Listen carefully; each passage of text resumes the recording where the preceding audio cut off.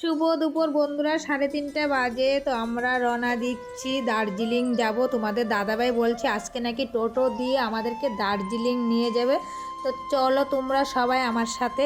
আর তোমাদের অবশ্যই কিন্তু তোমরা ভিডিওটা ফার্স্ট থেকে লাস্ট অবধি দেখবে। যদি ভালো লাগে অবশ্যই একটা লাইক কমেন্ট শেয়ার করবে। তো দার্জিলিং যেতে কিন্তু মাত্র এখান থেকে 1 ঘন্টা লাগে।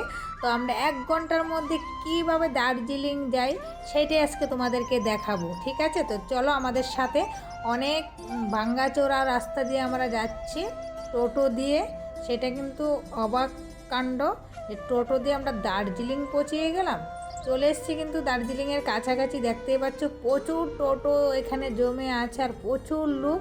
সবাই দার্জিলিংয়ে কি দেখতে যায়, বিখ্যাত কি আছে, কমলা। তো আমরা সবাই কমলা দেখতে চলে আসলাম দার্জিলিংয়ে, দেখতেই পাচ্ছ। শুধু সাথে থাকেও দেখতে থাকো। আর এখানে কিন্তু প্রচুর সুন্দর মেলার মতন সবজি নিয়ে সবাই, এখানে দেখো কত সুন্দর সবজি নিয়ে সবাই বসেছে। এখানে সবাই দার্জিলিংয়ে কমলাও দেখে আবার সবজিও কিনে নিয়ে, খুব ভালো লাগে দেখতে। তো আমরা কিন্তু দার্জিলিংয়ের কমলার বাগানের ভিতরে ঢুকে গেছি, দেখতেই পাচ্ছ এখানে কমলা লেবু। তো কমলা লেবুগুলি কিন্তু দেখতে খুব সুন্দর। আজকে 1 মাস ধরে এখানে দার্জিলিংয়ে সবাই আসে এই দার্জিলিং কমলা লেবু দেখতে। তো আজকে কিন্তু লাস্ট আর 2 দিন আছে, 2 তারিখ বন্ধ করে দেবে জানুয়ারি মাসের। তো আমরা দেখতে আসলাম। তো লেবুগুলি কিন্তু একদম শুকিয়ে লাল টমেটোর মতো হয়ে গেছে, খুবই সুন্দর। অরিজিনাল যে আমরা দেখছি না, সত্যি খুব ভালো লাগছে, খুবই সুন্দর। পুরো বাগান ভর্তি, কিছু কিছু ভর্তি না, সরি, কারণ ভর্তি তো 1 মাস ধরে পেকে রয়েছে। তো কিছু কিছু শুকিয়ে শুকিয়ে নষ্ট হয়ে নিচে পড়ে গেছে, বা ওরাও নিজেদের লোক খেয়েছে। তো গাছগুলি একটু একটু ফাঁকা হয়েছে, আরও নাকি অনেক ছিল সবাই বলছে। আর দেখো এখানে প্রচুর লোক, ফাঁকা মাঠ তো অনেকটাই আলো আছে। আর দেখো 12 মাসের কাঁঠাল, কি সুন্দর, অনেক কিছু ফল টল আছে, দেখতে ভালো লাগছে। তোমরা শুধু সাথে থাকো, দেখতে থাকো।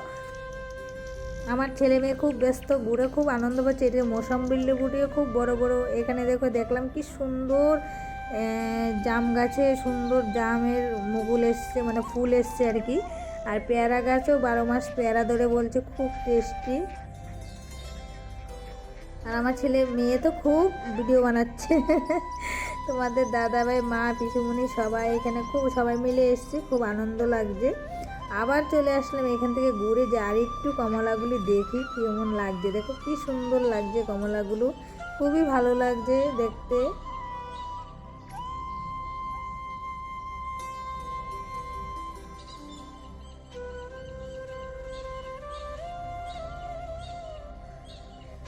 বন্ধুরা, সত্যি কি এটা দার্জিলিংয়ের মতন না, বলো তোমরা?